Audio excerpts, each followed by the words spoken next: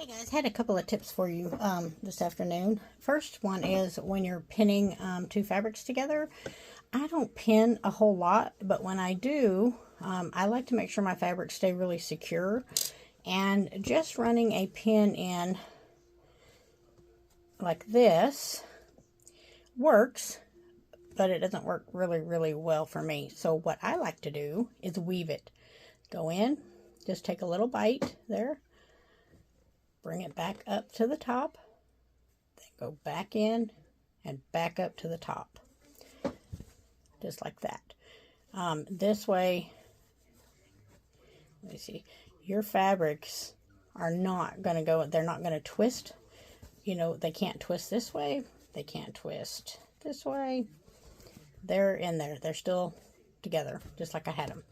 So that is one tip that I had for you. Another one is when you are finishing up a quilt top. Let me show you. So I just finished up this quilt top, and I'm not going to add a border to it because when I put the binding on it, I want it to have a pop of color along the edges of this whole quilt. So on this particular quilt, there is a lot of bias edges right along the outside on all four sides. So the first thing I did is I starched it really well, especially along the edges, and gave it a good press. And then the second thing I'm going to do is run an 1/8 of an inch stitch all the way around the quilt on all four sides, just along the edge there. And I'm going to use a really small stitch length. This is going to do a couple of things. It's going to stabilize my bias pieces, but it's also going to seal up these seams that I've got all along the very edge.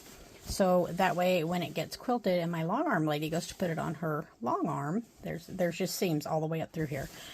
It won't come apart and she won't have to fix anything, and it'll stay together all nice and neat, and then it's starched, so hopefully it holds its shape by the time she gets it, if I don't stretch it around, play with it too much. So yeah, so like I said, anytime you have a project that's not going to have a border, you want to seal up all your little seams. Just run a kind of like a basting stitch, but I use a 2.0 stitch length just to make sure it's small enough to hold and stay in place.